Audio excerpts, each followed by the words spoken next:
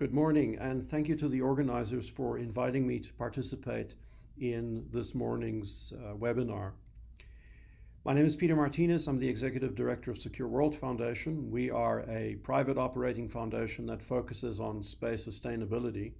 We work with governments, industry, and academia worldwide to promote the sustainable uses of outer space. However, today I'm here in my capacity as the chair of a United Nations process that concluded in 2019 with the adoption of 21 international guidelines for space sustainability. I will explain a bit about the process that we followed to adopt these guidelines, and then draw some connections with STM.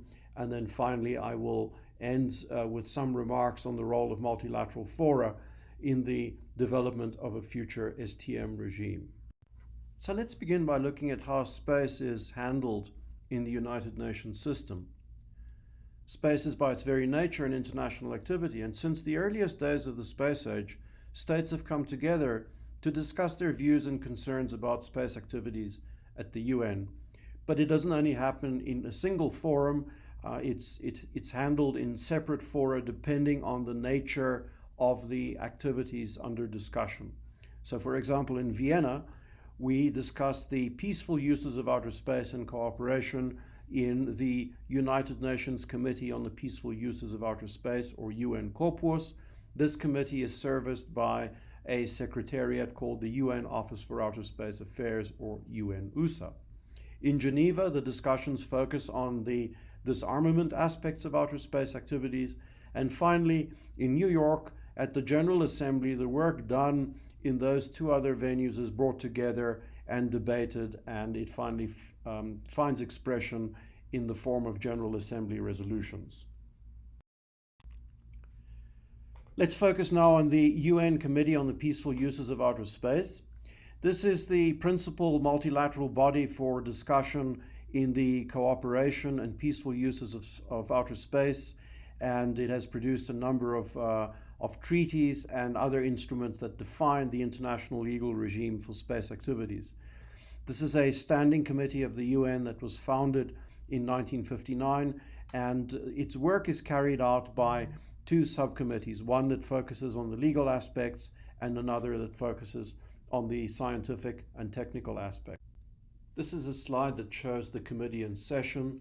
As you can imagine, with 95 member states coming from a very diverse set of backgrounds, both culturally, technically, and linguistically, it can be quite challenging to discuss these complex technical issues and achieve consensus, but it is well worth doing so, because once consensus is achieved, it is very strongly held. So now let's move on to discussing the working group on the long-term sustainability of space activities, or the working group on LTS, as we refer to it in the committee. The mandate of the working group was to examine and propose a set of voluntary measures that states could adopt to ensure the safe and sustainable use of outer space for present and future generations, and for the benefit of all countries. From the outset, we faced a number of challenges, such as a variety of views as to what constitutes space sustainability. There were different understandings among delegations as to some of the key terms, such as SSA, or spacefaring, or safety. Also, the established space actors were concerned that any resolutions should not limit their freedom to act in space, while emerging space nations were concerned that any General Assembly resolutions or guidelines coming out of this process should not impose unacceptable barriers to them as recent entrants in the space arena. And of course, there were legal, political, and economic implications that all delegations were concerned about.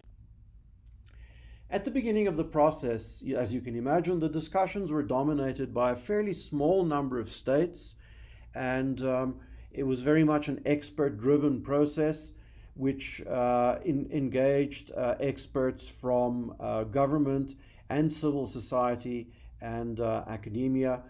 And these experts produced a set of recommended draft guidelines for consideration by the broader committee. But as the process went on, we started to see a much more engaged participation by a much wider number of states. And so this is a slide that shows the one of the discussions of the guidelines towards the end of the process. And you can see that the number of participants has increased greatly over those in the early days of the process.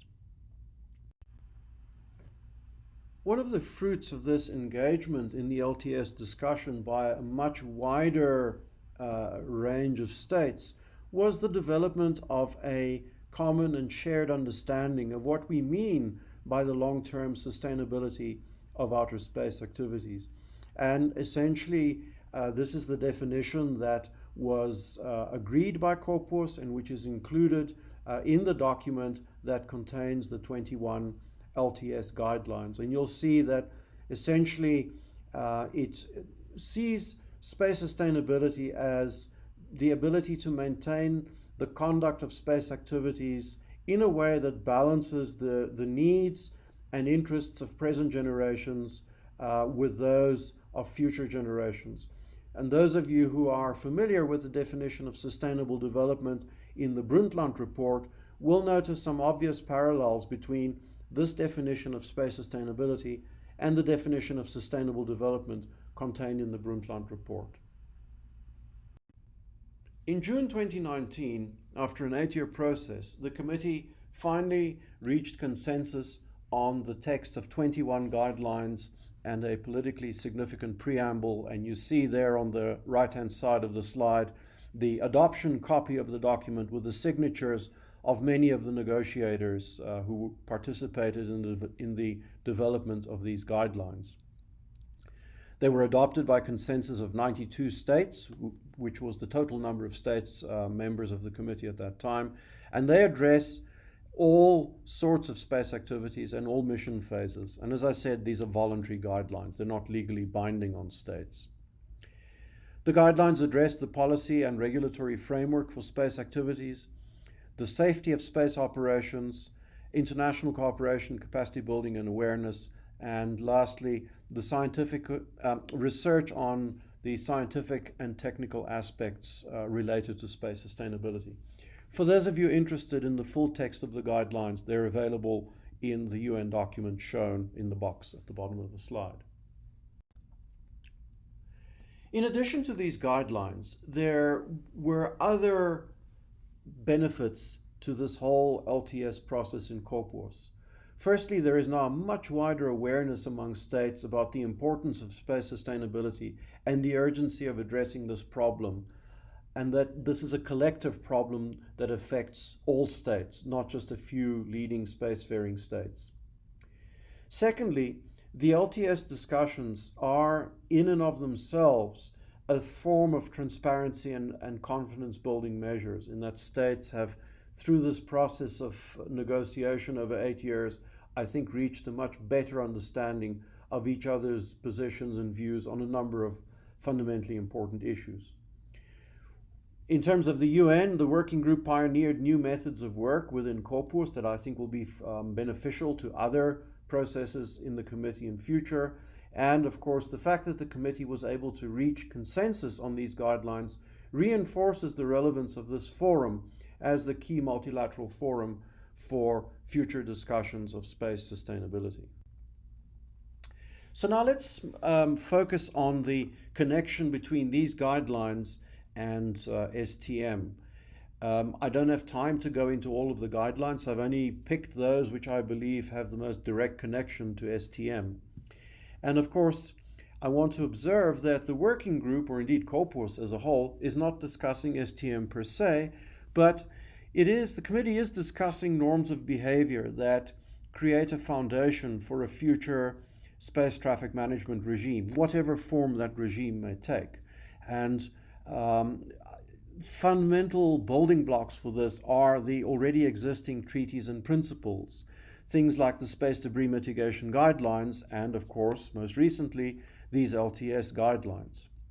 So now, let me briefly touch on some of the LTS guidelines that are foundational for, or at least important for, any kind of future STM regime. In the policy And regulatory category, we have a number of guidelines that refer to the adoption of national legislation, the supervision of space activities, the rational use of orbit and spectrum resources, and the enhancement of the practice of registration of space objects. Then in the Safety of Space Operations section of the document, we have a whole number of guidelines that address issues such as the exchange of contact information among operators or the exchange of information on objects and events in space. There's also guidance on improving the accuracy of orbital data on space objects and enhanced sharing of orbital information on space objects. There's, as you would expect, emphasis on the collection and sharing of debris information, and also on conjunction assessment, both during the orbital phases and, of course, pre-launch conjunction assessment. There are also some guidelines that address space weather forecasts, data, and models, and guidelines on designing satellites for improved trackability and for precautions in the use of lasers in space. For those of you interested in seeing the full text of the guidelines, they are available in document A/74/20 in Annex 2, which is readily available on the website of the UN Office for Outer Space Affairs.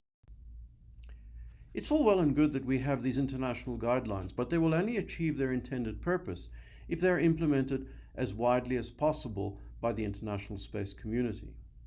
I'm happy to say that a number of COPUOS member states have already started to report their implementation experiences in the committee. We're also seeing some non-state actors beginning to promote implementation of the guidelines. One such group is the Space Safety Coalition, which was formed in 2019. The coalition publishes a set of orbit regime agnostic best practices for space sustainability. These best practices are generally applicable to all spacecraft, regardless of their physical size or the orbital regime, and they directly address many aspects of the 21 LTS guidelines. The coalition currently has 44 endorsees, and I encourage you to visit their website and find out more. An industry-led initiative that I would like to refer to here is the Consortium for the Execution of Rendezvous and Servicing Operations, or CONFERS, and this is an industry-led initiative with initial seed funding provided by DARPA that aims to leverage best practices from government and industry to research, develop, and publish new consensus-driven technical and operational standards for on-orbit servicing and rendezvous and proximity operations. Participation in CONFERS is open to all private sector stakeholders in the international satellite servicing community, and I would encourage you to have a look at their website. They currently have 35 members from different membership categories and from different countries around the world. I want to end my talk as I started with this slide of UN COPUOS. While the LTS guidelines may not represent the cutting edge of what is possible to do to advance space safety, they do represent, for the first time, a codification of internationally agreed minimum standards of behavior, agreed to by consensus of all the member states of COPUOS. This is highly significant because no future space traffic management regime, whatever form it takes, will work unless there is universal buy-in and adherence to it from the world space community. This also means developing a shared understanding at international level of what we mean by space traffic management and what it is that we want to achieve at the global level and what is best handled at national level. There is currently no such common understanding. In this regard, COPUOS has an important role to play as a multilateral forum for states to socialize best practices, standards, and norms of behavior that other states can follow. These norms, standards, and best practices are best developed by the experts with direct experience in the safe conduct of space activities. These best practices, standards, and norms eventually make their way up to the international level, where they can become internationally accepted guidance for all states to follow. Given the growing importance of non-state actors in space activities, it will be important for COPUOS, which is a forum of states, to find ways to benefit from the accumulated expertise of non-state actors to maintain outer space as a peaceful, orderly, and safe domain for space operations for all space actors. Thank you.